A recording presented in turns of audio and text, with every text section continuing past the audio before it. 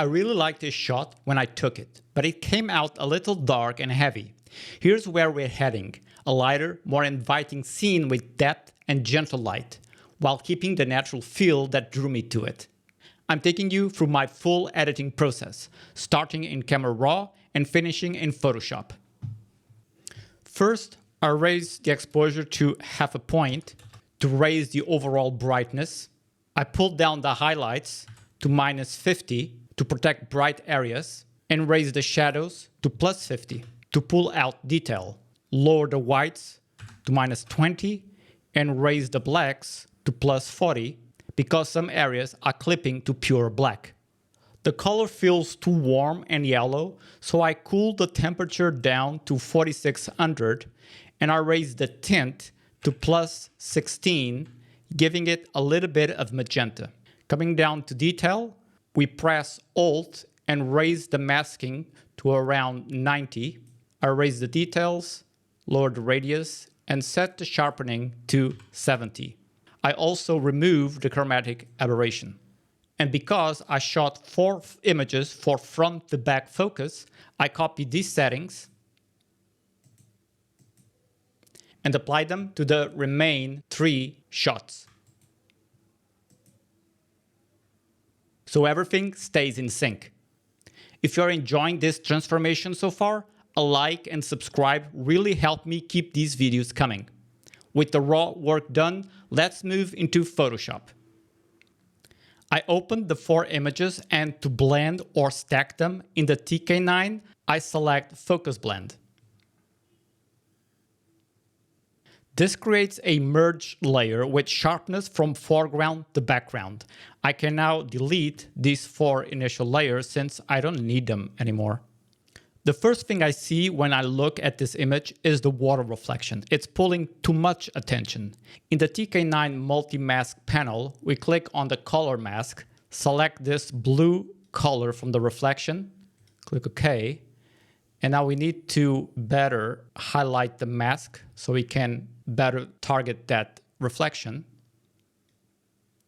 And while we're targeting the reflection, we are also targeting the rocks. So we select a black brush with opacity and flow at 100%, and we paint those rocks.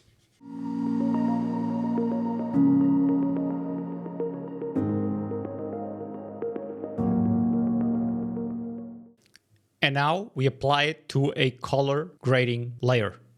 We target the midtones. We lower the exposure to -64. We can see that that glare just went down. And we also going to color grading the glare. So we select this yellow from the underwater rocks, a lighter, and click OK. So you can see before, after. That color, that blue color tint, it's gone. Next is the underwater rocks. They feel a bit oversaturated. I create a new color mask layer. Sample the color of the rocks again. Let's refine the mask. Let's brighten those colors, those yellow colors. Around here seems fine to me. And paint out with a black brush all the areas to exclude.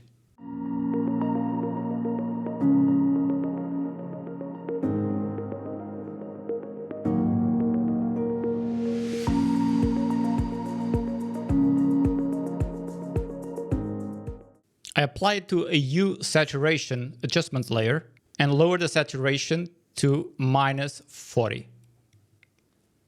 Before, after. That's better. It looks more natural. Now this rock is also grabbing too much attention.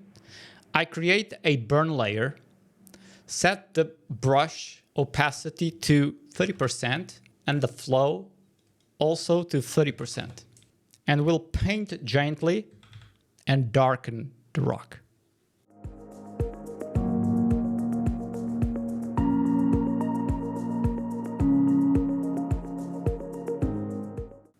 I also add a subtle burns to the other rocks to build more depth to them.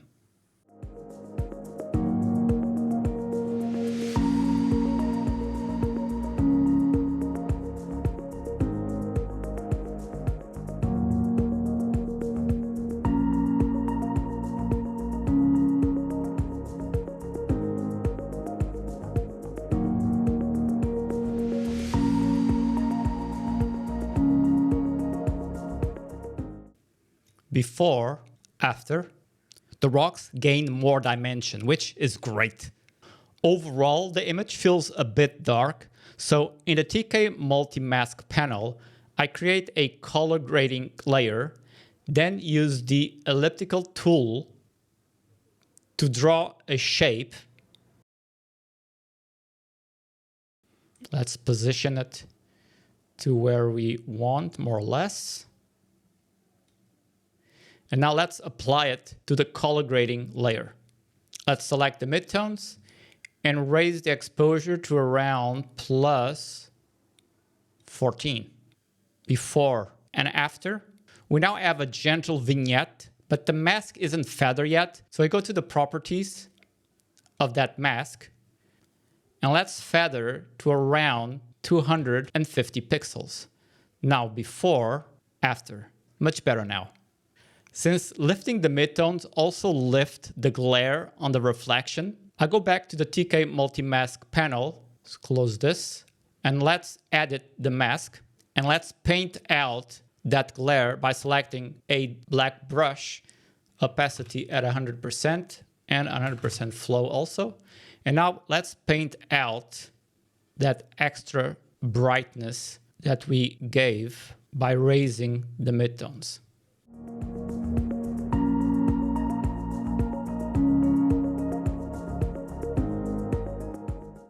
So you can look at the mask. So if you do before, after, we can see that that glare is not prominent again. Looking now at that vignette that we end up creating by lifting the midtones in the center, I feel it needs to be a little bit darker. So we select the lasso tool and let's select an area. Now we come to the TK panel and we select freehand vignette. We go with the radius as the default value. So you can see that the mask is actually revert. So let's close this. Let's go to the properties of that mask and let's invert that mask.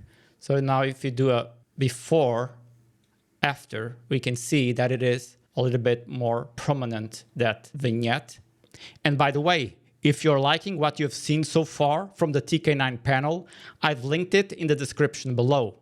And you can use my code FURVISTAS15 for 15% off.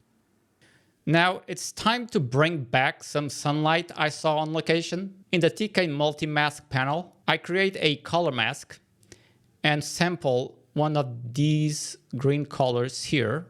Click OK. And let me fine tune the mask, making it a little bit brighter. Around here, I think it's too much. Let's go a little bit lower. Here, I feel it's okay. And apply it to a color grading layer. I raise the midtones to plus 26 and color grade by picking a greenish yellow color. So let's see, before, after. Now it feels the foliage of the trees are being illuminated by the sun. And now I guess the image needs a little bit more contrast. So let's move away from here and let's open a curves layer. Let's select the end picker and on the brighter side, let's lift a little bit. And on the darker side, let's lower a little bit. It needs to be a very subtle contrast, before, after. Very slight contrast. So we can raise this a little bit more. It looks good, but now this contrast is affecting the all image. So let's copy the mask that we made from the previous layer and let's copy to the curves. Now that contrast is only being applied at the center of the mid image, which looks really good. But I feel we could see a little bit of contrast also in the vignette area. So let's select the mask and on the density, let's select 60%. So now you can see the color of the mask here. The black is a little bit gray. So we are letting 60% of light passing through the mask. So some of the contrast that we made on the center is also being passed through to the vignette area. Now it looks a little bit better now, much better. I'd like also to have more texture in the rocks. So we'll press Control and click on this button. Which this will do is create a flattened, smart object from all the layers below. Then we open the Camera Raw filter. We come down to Effects, set texture to +15 and clarity to +10. Click OK. We apply a black mask since we don't want that texture in all the image. And we select a white brush with 100% opacity and flow. And we paint that texture only on the rocks.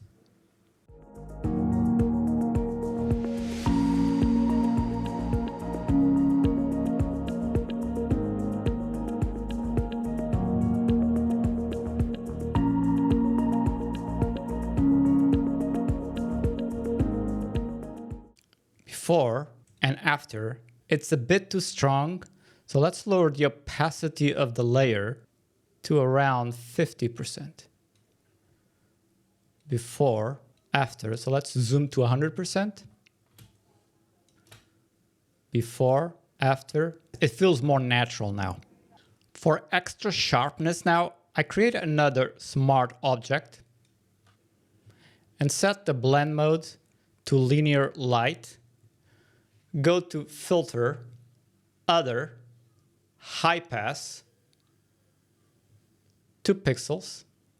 Okay, and now I come here to Fill and lower the fill to like only 10%. Before, after, let's zoom to 100%. Before, after, and now let's apply a black mask with a white color, opacity at 100%. And now we'll paint where we want to see that sharpening. We obviously don't want it in the water.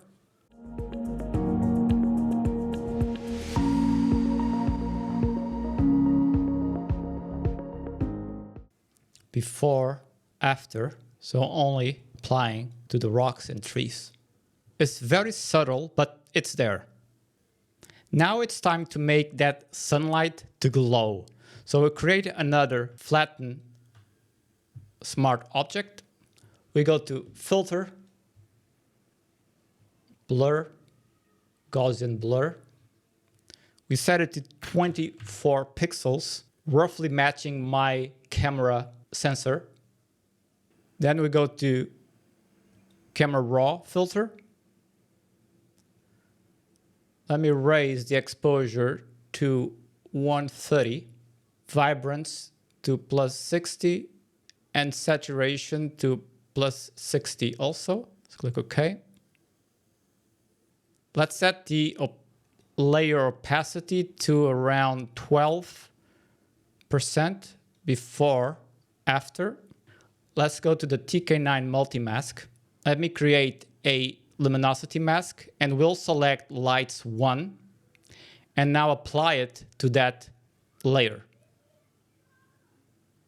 So now if you do a before, after, you can see that we are only applying that glow to the lighter parts of our mask and the darker parts are not receiving any glow since shadows don't glow.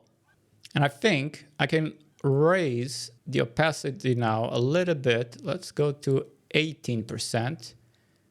Okay, but I see that we are getting way too much glow in the rocks and I don't want that.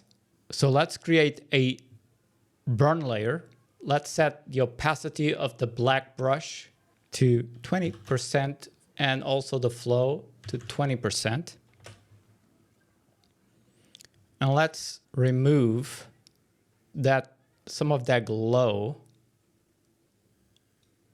from the rocks. Let's do a before, after.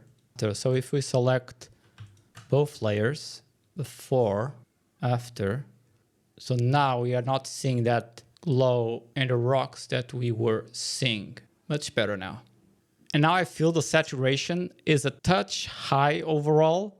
So let's add a hue saturation layer. Let's lower the saturation to -10. So let's do before, after. Now it does not look so oversaturated as before. We started with a dark, heavy scene and ended up with a lighter image that has depth and gentle light.